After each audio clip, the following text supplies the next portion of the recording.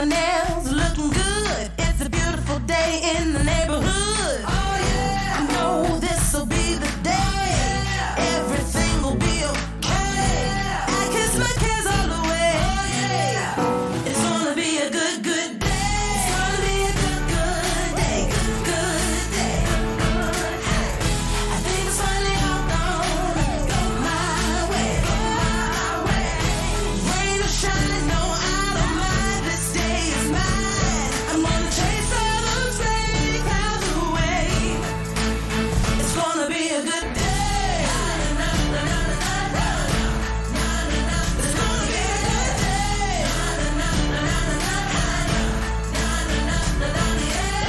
No more crying myself to sleep and thinking better days are a far off dream. Get up and I move my feet, 'cause I hear music playing on these streets. Ain't nobody gonna cry today. Ain't nobody gonna die today. I kiss my cares all away. It's gonna be a good, good day. It's gonna be a good, good day. Good, good day. It's gonna be a good, good day. It's only all gonna go my way. Rain or shine, no, I don't mind. This day is mine. I'm gonna chase all those rain clouds away. It's gonna be a good day. It's gonna be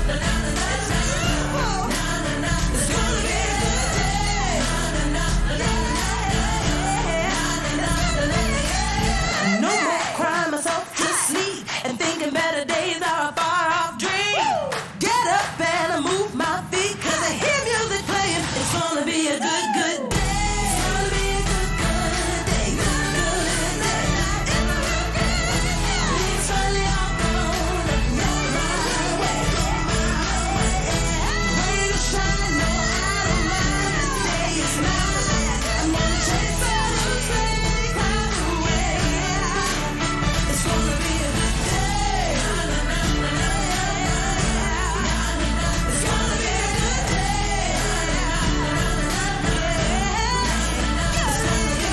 day.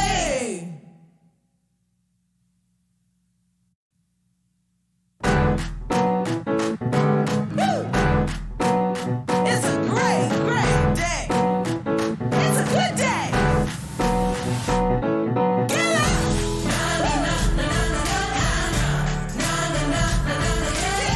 Sun shining. I woke up and I rolled out of bed. Got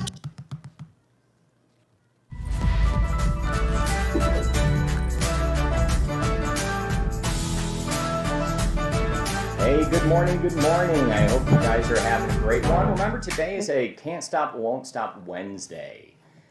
And it's another day without Shauna here. She's traveling now. I believe she's driving out to Idaho.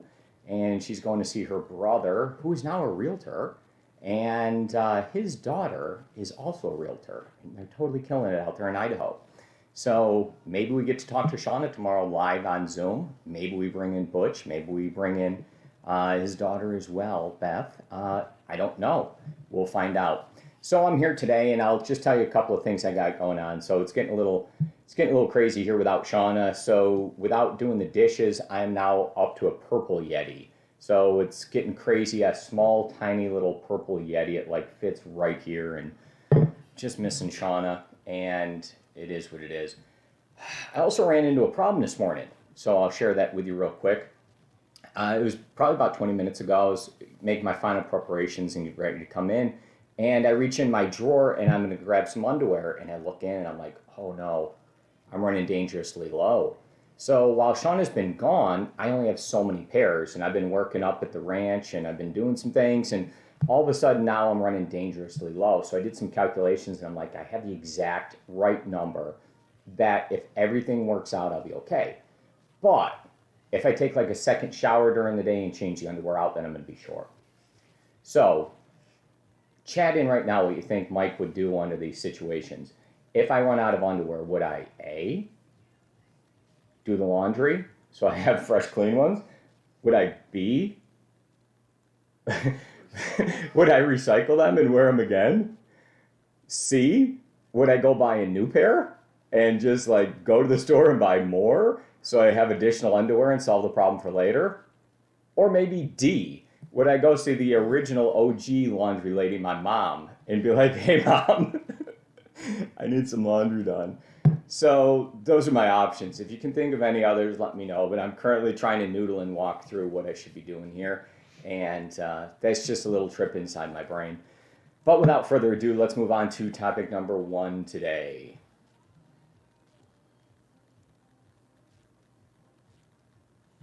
All right, topic number 1 is going to be FYSBOs and the FYSBO trap. And, you know, FYSBO, so that stands for sale by owner. If you are a super rookie and you're not exactly sure what that stands for, it is for sale by owner. It means that the owner themselves is just going out and they're jamming a sign in the ground and they're trying to sell it on their own. And you're like, wow, that's kind of weird. Why would they do that? And the answer is in their mentality, right? As they're thinking through it, they're like, listen, I'm a smart guy. I know how to do things on my own. And I can just put a sign out there and it's super easy. Those realtors don't know what they're talking about. It's like easy. I can put a sign out. The market's so hot. Everything will work out very, very well for me, right? And sometimes it does, but the majority of the time it does not. So many pitfalls.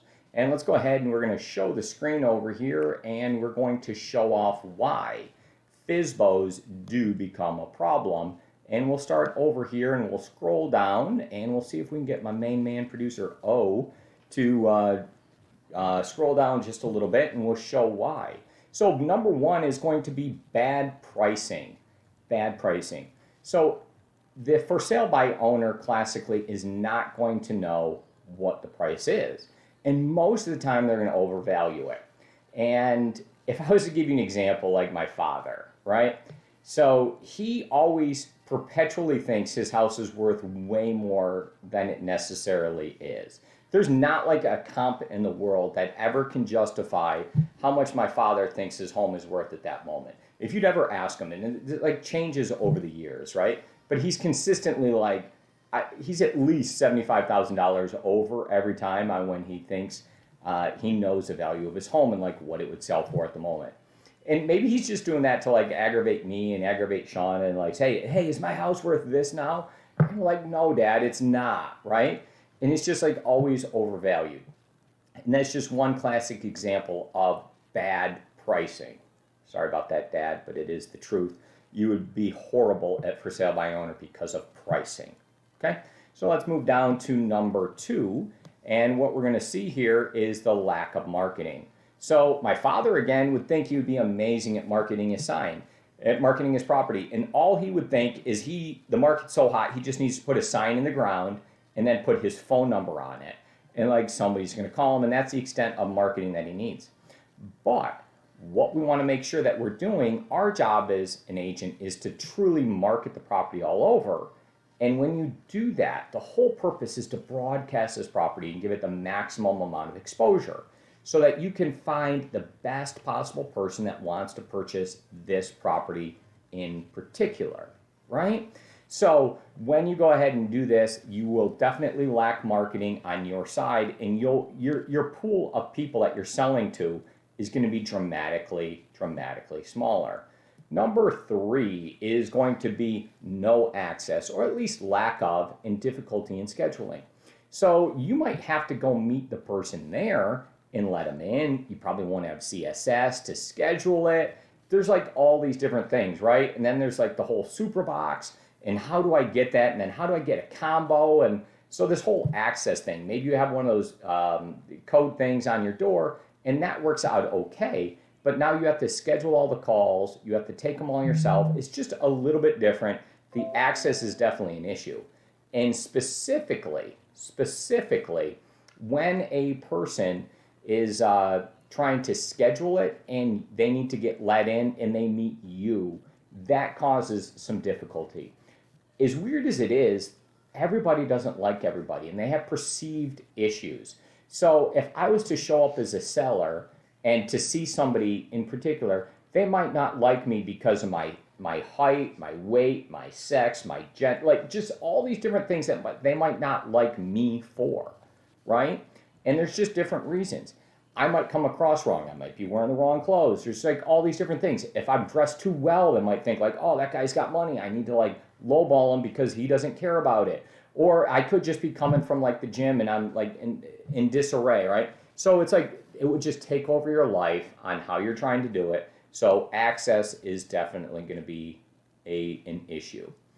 Number 4 is going to be the inability to talk money. That's going to be like a financing thing, right? So there's a lot of different loan products out there and a lot of different people that you try to push them towards. The person who's going through the classic FYSBO is not going to know the exact lender that they should be working with. They're not going to know all the different programs that are available. They're probably going to be fine if somebody sends in an offer to them and it's from like one of these big national banks. They're not going to recognize all the different pitfalls. We've been doing this for a long time, and so have you guys as agents.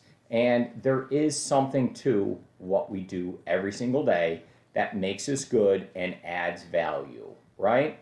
And then unrealistic expectations, definitely that there is the classic example of my father on what could happen. So they might think it's going to sell super fast. Or they might say, that's okay. My dad's like told me this one too. He's like, that's okay. I'll just put my house up and put the price way up here. And if somebody wants it, then they can buy it. If not, I'll just leave it on the market forever. And it'll just like sit there. So like now you always perpetually have a for sale sign in your home and you have to have it ready to sell. And like, here's my number. And if you meet my number, then I'll sell it. If not, I'll just be like grouchy and take your calls. Like, is that really what you want to do? And do you actually take all the calls? So now all of a sudden, every time your phone rings, you have to take this call to like find out if it's them or a telemarketer or what's going on. Just problem after problem and unrealistic expectations. And the main thing that they're trying to do is like avoid agents, right? And I'm not sure why, because they don't want to pay like the fee and all these things. But agents themselves, think about this. If you like put something out there and you're like, oh, I'm going to put it for, all right, so in real estate, there's no standard real estate commission. And we can't discuss commissions. So there might be a number that, you might kind of see from time to time that is offered as a buyer agency number. If the for sale by owner person says, I'm going to put that number for less than that just because my home's so awesome, and they get the opportunity to deal with me as the FYSBO owner, they should earn less. And when that happens, sometimes the agent on the other side is going to be like, no, I don't want that number. I want what they would consider a full commission, right?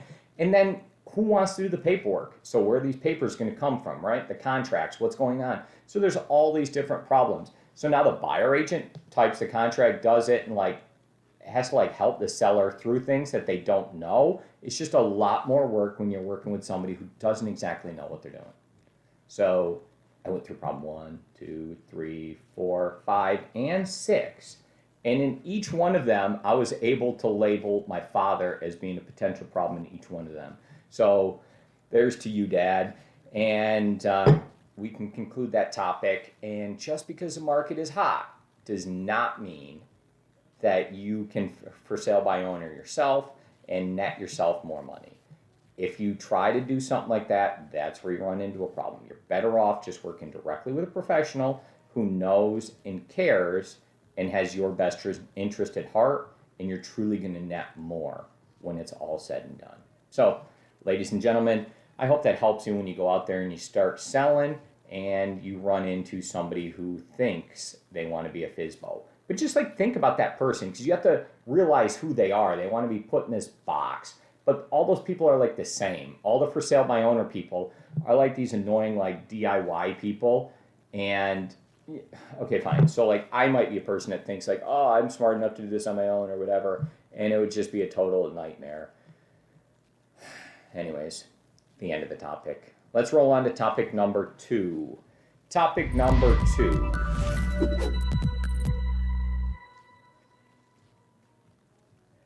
Hey, who wants to creep the internet and find sex offenders?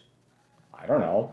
Let's look at yourself and see if that's what you want to do. But it is a good idea just to know how, why, where to go ahead and do this, right? So there are a bunch of different people out there, and I'm not like in charge of saying if the people are good, bad. Otherwise, it's probably a difficult thing here to kind of discuss, but it is a freedom of information item, and you can go out and readily see what's going on the internet, and you can see who are the people that are challenges, right? And where they live and why.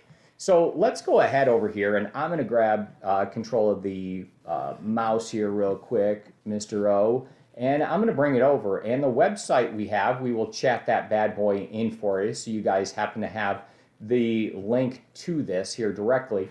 But this is directly at the state of Texas, and this is the Texas Public Sex Offenders website. So you can go in here, and I'll go ahead and do this live, and I'm going to take a quick search here for us, and I'll run over here and click on the button to search. And when I hit search, I am going to go ahead and look up an address. So I'm going to go to 8146 CR 860. So this is out at the Rockin' A Ranch, and I'll go ahead and hit search. And now we'll do a quick search and be able to see the registered sex offenders that live by us. And it puts a spot right over here. That's my location. That's not saying I'm a sex offender. That's saying like what location we're looking at here. So this is the spot here, my location. It marks it off over here. And then we can scroll around and see where any sex offenders live. And we'll see over here. And this gentleman here happens to be labeled as a sex offender. So we can click on this and see what we have here. So this gentleman that I actually know is a registered sex offender. So that's cool. I was able to meet this guy when we first moved into the neighborhood, and I thought he was actually super cool. I borrowed a T-post remover from him the other day and was able to take some stuff down, and now I get to find out that he is a registered sex offender. So if that is of concern to you, then maybe this is some good information, and I'm glad we went ahead and did this search live here, that we were able to find that. So in your neighborhood, go out and look and see. Sometimes information is power, and then you will be in charge, right? So if you have a client looking for a property, imagine how upset they would be if they moved right behind them.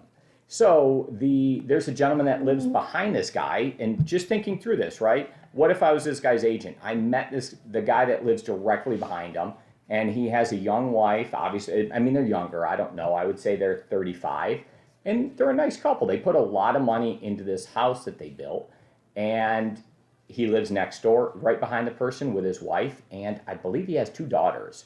And so I don't know. But this might have been information that may have materially affected if the person bought that property and how much they paid for it, and get some information on it. Maybe they want to do some more research. I don't know. Is a person reformed, and is this a thing that's habitual? But there's a website that you can check it. So regardless, if you want some information, now you have access, and now you have power and control to go ahead and get that. So today we only covered 2 topics, and I hope you enjoyed each one of them. We will be back here tomorrow at the same time and same place. Maybe Shauna joins us, maybe she doesn't.